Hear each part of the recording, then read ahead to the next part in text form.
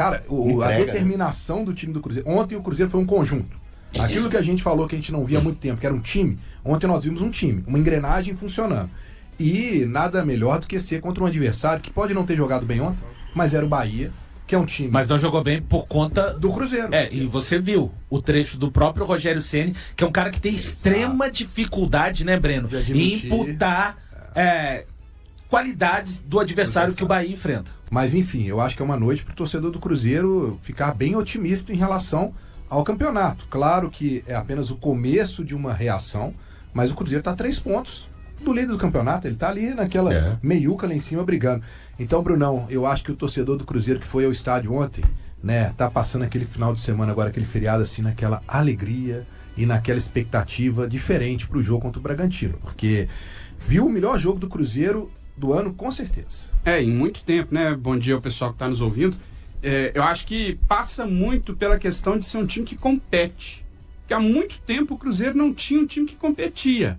Eu acho que muitos dos jogadores que já estavam aí entraram com aquele, até hoje, com aquele discurso de estamos em reconstrução, e ficaram por muito tempo sem serem cobrados, aceitando resultados, às vezes, aquém do que eles poderiam alcançar, porque tinha esse discurso de estamos em reconstrução. Agora, eu acho que os jogadores estão começando a ser, de fato, cobrados. O Pedrinho tem cobrado muito o elenco. O Léo Jardim tem, de uma certa forma, também cobrado os seus atletas. Cobrado mesmo. Cobrado de De verdade. fato, né? Não é aquela cobrança assim, não, vamos conversar, vamos melhorar. Não, há uma cobrança de fato. Até o fato dele colocar os jogadores que foram as principais contratações para a temporada no banco, é uma forma de cobrar. É uma forma de chacoalhar o elenco. De falar, olha, ninguém aqui vai jogar com o nome.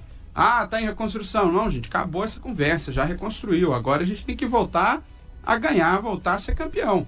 Então, eu acho que o time competiu mais, o meio de campo mais povoado, com 3 volantes, e uma formação com 3 volantes muito interessante. Porque quando você joga com 2 volantes, sendo que um deles é o Lucas Silva, você perde um pouco de poder de marcação.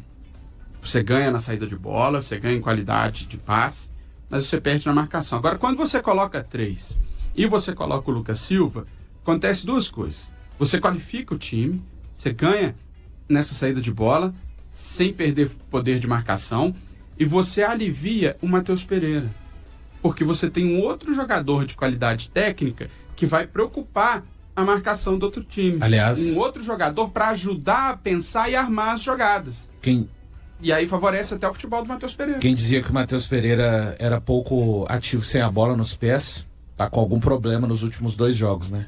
Porque é um absurdo, ele foi citado, inclusive... Ontem ele fez recomposição. E contra o São Paulo também, para fazer justiça. Era um absurdo... Aqui, mas ele com o Fernando Diniz, ele até voltava para pegar a bola na cabeça da área, né? Tô falando não no momento para construir, no momento de precisar, igual o Jardim falou... ontem tem um trecho da coletiva, daqui a pouco a gente vai colocar um trecho dele falando a respeito da formação. Os jogadores gostam de jogar com a bola no pé, mas eles precisam de se dedicar para retomarem. Não adianta você não tem a bola no pé, e aí? E sem ela você... Tem que buscar novamente. Tem que buscar. Então você tem hoje um Matheus Pereira muito agressivo, sem a bola nos pés, um Caio Jorge, aliás, o lance do pênalti, ele sai de um lance até que eu falei ontem nos donos da bola do porquê que entraria com o Caio Jorge. O Bahia é um time que não é um time afeito ao chutão, é um time que gosta de construir com os zagueiros, inclusive com o Santiago Minho, que é ótimo jogador para mim, o argentino canhoto. E eu entendia que o Caio Jorge era capaz de fazer um movimento que o Gabigol não é capaz. Não é porque ele é ruim, é porque não é a característica dele. Fisicamente ele não aguenta. O Caio Jorge é aquele jogador híbrido, no sentido da velocidade. Ele é perigoso, porque ele não é um velocista nato, como vários jogadores são, mas olha o que ele é capaz de fazer no segundo gol do Cruzeiro. O Gabigol não faz aquele gol. Mas não faz, não é porque ele não tem característica para fazer. O Cruzeiro naquele segundo tempo jogando de uma maneira posicionada, esperando. E o Jardim fala disso. Ele sabia que porque o Cruzeiro no primeiro tempo é um absurdo o encaixe de pressão do Cruzeiro. Olha Aqui, ó, há muito tempo eu não vejo. E tempo. não é tipo, foi de um jeito uma pressão. Não, o Cruzeiro, inclusive, variou. O Cruzeiro fazia o seguinte em determinado momento. O Cruzeiro colocava colocava o Matheus Pereira, o Caio Jorge. Eles eram os primeiros a pressionar. Logo, num segundo bloco, mas aqui bem pertinho, vinham o Wanderson e o Christian. Desta maneira, literalmente dividindo o campo do Bahia em 3 faixas. Então essa primeira faixa era ocupada por esses 2. A segunda, por esses 2, pelo Wanderson e pelo Christian. E a terceira, por Lucas Silva e Lucas Romero. Ficavam no meio campo, exatamente aqui no meio campo, ficava posicionada a última linha do Cruzeiro, exatamente no meio campo. Quem assistiu isso do campo viu claramente. Então isso aqui tem que ser bem coordenado para funcionar e tirar a bola, a saída de bola do Bahia. E outra variação foi a seguinte. Inclusive o lance do pênalti foi uma marcação em cima, né? O Caio Jorge rouba a bola do goleiro. Vacila, mas ali ele tem o atacante ali. E detalhe, exato, tava marcada a saída de bola também na lateral. Ele não tinha o que fazer. Isso, Breno. Só acontece porque é coordenado. Cara, é um movimento como peças de um relógio. Se uma não funciona, compromete toda a engrenagem. E só para falar outra pressão aqui que o Cruzeiro fazia, Wanderson, Matheus Pereira como falso 9, Caio Jorge, e aí vinha a linha da seguinte maneira. Lucas Silva, Romero e Christian. Cara, teve essa variação. Então o Bahia não sabia o que fazer. De repente o Cruzeiro vinha pressionando no primeiro tempo desse jeito, de repente vinha desse jeito e sem opções. Começou a rifar aquelas bolas onde deixou a defensiva do Cruzeiro de forma bem tranquila. E o legal disso aí, Valu, só abrindo um parênteses... E como é bom ver o jogo no campo, né? É isso que eu vou falar. Maravilhoso. O Valu só pôde passar isso pra gente porque estava no estádio, acompanhando do estádio. A visão que você tem do estádio é muito diferente de quem acompanha pela televisão. Tabuleiro gigante. Então, às vezes, você ter essa visão é valioso demais. Até para explicar... Sim. Para o torcedor, que às vezes não tem a oportunidade de ir ao estádio, o estar lá é muito importante. É isso. Se o Cruzeiro perder, claro, assim, vai acontecer, mas com a atitude de ontem, cara, o torcedor reconhece. O torcedor não aguenta, é um time modorrento em campo, parecendo... Cara, todo mundo quis. Cara, Kaique é o dono da titular, é o dono da lateral. Ontem deu um absurdo, Breno. 4 desarmes. Não, e 4 desarmes. Mas o passe que ele deu ontem foi o que ele acabou de falar. E exato, o rapaz, o passe de meia. De meia. Sim. Ele foi um articulador, criou a jogada pro segundo gol. E ele foi, pra mim, ontem, o Christian do Atlético Paranaense. Ninguém tá falando que é o craque, não. Mas esse jogador dinâmico que ataca, defende, que aparece. A partida do Fagner, assim, lamentei muito. Lamentei. Porque o William não entrou bem, não entrou na rotação, essa que é a verdade. O Vidalba, uma partida muito séria ao lado do Fabrício Bruno, um time mais perto. Curioso isso que falou o nosso telespectador, do Romero e do Lucas, né? Eles fizeram parte, o ano passado também, do meio-campo do melhor momento do Cruzeiro no Campeonato Brasileiro. Só que eu acho que tem a ver também com outras questões, além dele. Aliás, o Lucas Silva... Pessoal, tem muitos cruzeirenses até brincando que ele destravou o PEC do Lucas Silva 2013 e 2014. Olha, eu não lembro de uma partida do Lucas. Sim, bem, né? Mas ontem foi absurdo, Breno. Ele jogou uma partida que eu confesso, eu fiquei impressionado. Assim, a essa altura do campeonato. Sabe o que é interessante dessa dupla, Lucas Silva e Lucas Romero? É que eles caminham muito próximos dentro do jogo, mas eles não quebram a linha. O Wallace e o Matheus Henrique, eles tentam muito quebrar a linha. Mas aí tem uma questão de entrosamento de anos também. Claro. Mas eu quero salientar também o papel importante de Wanderson pela esquerda. É um conjunto, gente. Ninguém brilha no futebol. Claro que os grandes craques, Breno, Elton, Bruno e os nossos ouvintes vão. Sim, os grandes craques, eles têm o brilho próprio. Mas eu acho que se juntando, como a gente se junta aqui, como a gente se junta lá nos Donos da Bola, esse brilho ele fica mais enaltecido ainda, né? O senso coletivo ele acaba por destacar as individualidades. Mesmo CR7, Messi, nos grandes times respectivamente de Real Madrid e Barcelona, tinham um entorno que podia potencializar isso. Então eu acho que é o que aconteceu, uma grande partida do meio campo também. O Matheus Pereira não fez gol, não deu assistência, mas quantos passes. A gente viu aquele Matheus Pereira com a bola nos pés colocando o time mesmo para jogar. Tem um passe que ele dá pro Wanderson, incrível, assim, no meio campo, muito solto, sentindo muita vontade. E aquele time perto, né? A gente vê o Cruzeiro jogando simples, jogando sério. Os jogadores procuram se aproximar de quem tá com a bola nos pés. O Valor. Diga lá. O Valor, não, então, ainda a respeito disso. Eu, Elton, tá? Não, claro. Hoje eu vejo esse time o titular do Cruzeiro. Entendi. Eu acho que eles ganharam a confiança necessária, deram respaldo, estão mostrando isso em campo. Eu acho que dar uma sequência, é claro que vai ter situações que o Leonardo Jardim vai receber a orientação do departamento médico, vai falar, ó, o CK desse jogador precisa segurar um pouco, né? Então vamos segurar o fulano. Ok, eu compreendo, mas a base é esse time. Esse time deu ao Cruzeiro o que o Cruzeiro não tinha há muito tempo, que é a danada da confiança.